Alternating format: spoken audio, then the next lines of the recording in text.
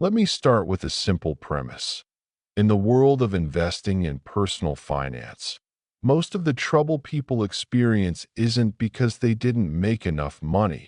It's because they bought the wrong things and thought of them as assets. You see it everywhere.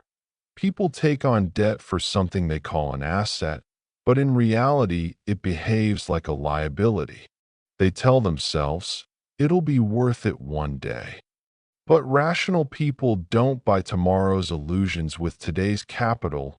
If you want to build wealth over decades, you need to treat your mind as your primary investment.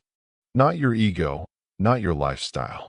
Your ability to think clearly trumps everything else. And from that foundation comes sensible decisions like avoiding certain categories of so-called assets that most people in the middle class treat as smart buys. So, I'd like to talk about 5 assets I would never touch, even though 99% of the middle class buys them, and why they are traps, not stepping stones to financial independence. A new car the moment you can afford one. Cars are emotional. They're status symbols. They're personality declarations on wheels. But let's be factual. For most people, a new car is not an asset. It's consumption masquerading as investment. But here's the thing. The moment you drive a new car off the lot, it loses value, often dramatically. Some models lose 20 to 30% of their value in the first year alone. You are not buying value. You are buying immediate depreciation. And then there are insurance costs, maintenance, licensing, parking, and opportunity cost of all that tied up capital. But beyond the math is the psychology. You tell yourself, I deserve it. Fine, but the car doesn't deserve anything. It's a tool, not a generational builder of wealth. If you want a convenient vehicle, buy something reliable, inexpensive, and proven. You commute, you travel, you live, but you don't invest in a percentage point of vanity that if you treat a car like an asset, you are lying to yourself. A true investor asks, will this increase my future choices or reduce them? A new car often reduces them. Your primary residence as an investment, this one is almost heretical to say aloud, but it must be said with clarity and honesty. People think their home is their biggest investment, their nest egg, their retirement plan, their legacy. Let's be clear. Your primary residence is not an asset in the financial sense unless it generates income. If you live in it, if you must heat it, insure it, maintain it, and pay taxes on it, it consumes resources. It does not produce them. It might appreciate over decades, but you have no guarantee, and the costs of ownership often wipe out the nominal gains. Millions of people have been sold a narrative. Buy a house, it always goes up. That is a story, not a mathematical certainty. Prices can stagnate for long periods, neighborhoods can decline, inflation can erode real gains. What makes a residence valuable isn't just price appreciation, it's its capacity to produce positive cash flow. A rental property that pays you rent after expenses is an investment. A place you live in that costs you money isn't. So yes, own your home if you need shelter and stability, but don't delude yourself that it's automatically a wealth-building asset. Think in terms of financial clarity, not social expectation. Gadgets, tech toys, and lifestyle upgrades, technology is wonderful. It's changed the world. But your laptop, smartphone, gaming console, smartwatch, and high-end audio gear are not investments. They are tools of consumption. Here's the trap. You buy a phone every year, a new gadget every season, a bigger screen, a faster processor, a more luxurious trim. Each purchase gives you emotional satisfaction for a short time, but no incremental economic power. Seriously think about this. If that same money, the combined cost of all your tech upgrades, had been invested reasonably over decades, the compounding effect would be significant. But you chose instantaneous satisfaction instead of delayed, measurable value. This fits into a broader pattern we see in consumer behavior. People prefer status today to freedom tomorrow, and they call it living rather than postponing joy. Rational finance calls it preference management. You can have pleasure, but you have to choose which kind. There's pleasure that creates options and pleasure that consumes them. Gadgets are mostly the latter. Let's be blunt. High-interest consumer debt is the single worst asset most middle-class people willingly carry. That if your credit card balance has a double-digit interest rate, you are paying someone else to teach you patience. Every month, you lose value, not just in terms of money, but in terms of psychological freedom. Here's the math in plain language. You borrow $1,000 at 20% APR. Next year, you owe $1,200. The year after, $1,440. If you're not paying more than the minimum, your debt grows faster than most people's savings. Contrast that with the rational move. Eliminate high-interest debt before investing.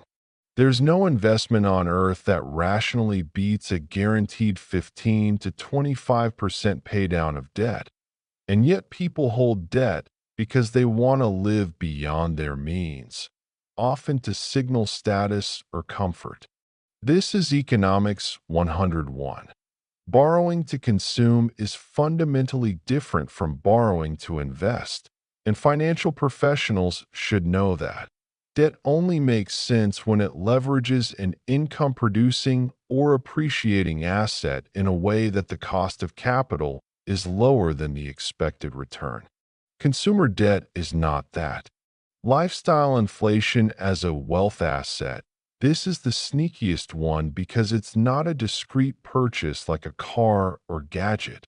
Lifestyle inflation is the gradual expansion of spending as income rises. When you start earning more, you get used to spending more. Bigger apartment, fancier dinners, nicer clothes, more subscriptions, brighter lights, faster cars, exotic vacations. You tell yourself, I earned it. And you did. But that doesn't make it wise. Lifestyle inflation feels like wealth because you're spending like someone who has it. But spending is not saving, and expenditure is not investment. You reduce your margin of safety with every notch of comfort you add. Do not save what is left after spending. Spend what is left after saving. But most people invert this. They spend first and save, if anything, later. Lifestyle inflation is especially destructive because it's almost invisible. Over time, as your paycheck increases incrementally, so does your spending. The ratio, your savings rate, stays the same or worse, declines. Your wealth doesn't grow, your expenses grow, and expenses do not compound. Investments do. So if you ask me about the fifth asset I would never touch, it's this. The idea that spending more because you earn more is a wise wealth strategy. It is nothing of the sort. A rational framework for true assets. Let's pause here and get clear about what real assets are. Real assets are anything that generates positive cash flow or appreciates reliably over time with a margin of safety, or enhances your capacity to produce value in the future, or reduces your vulnerability to risk without reducing your freedom. By this definition, none of the five assets above qualified. A new car doesn't generate cash. A primary residence often costs money. Gadgets don't appreciate. Consumer debt costs you. Lifestyle inflation erodes your margin of safety. None of these things make you stronger financially. They make you busier, more expensive, and more dependent on continued earnings. If that's not independence, if that's a treadmill. Real financial independence comes when you own things that work for you, not things you work for. The power of rational asset ownership. So, what does a rational portfolio look like?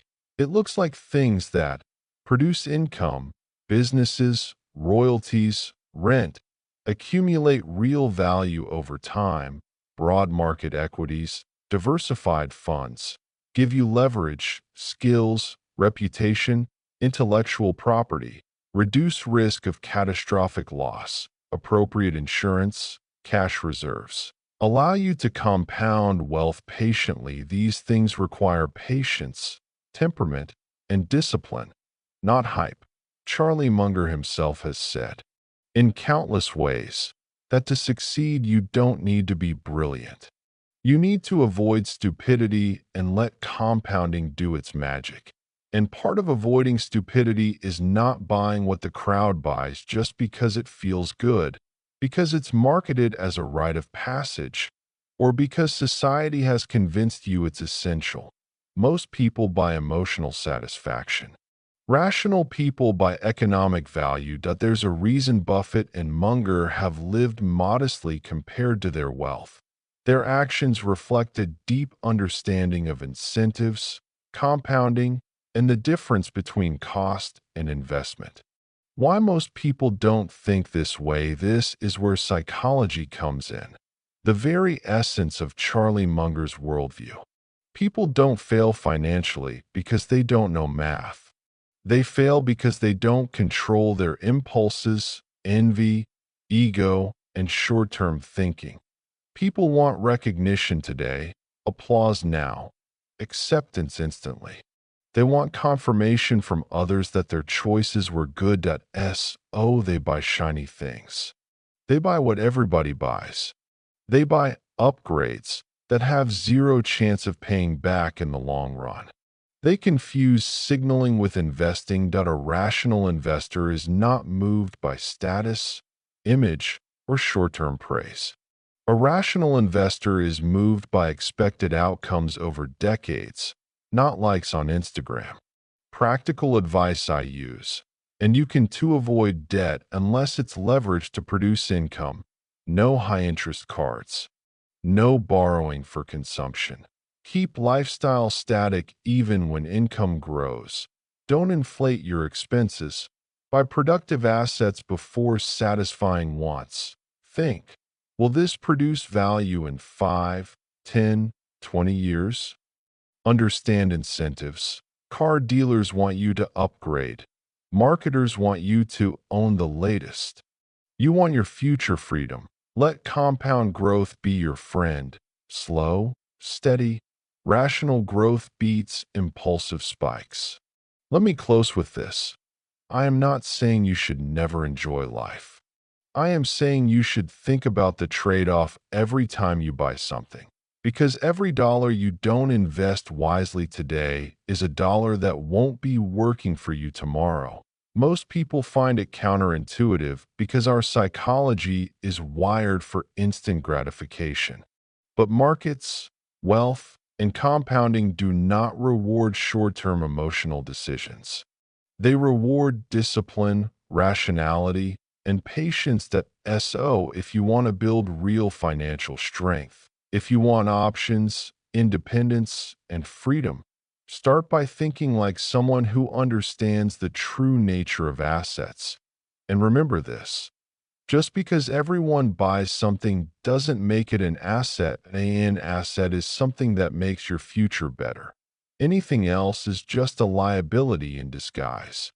There are things I would never touch with my money. This is why.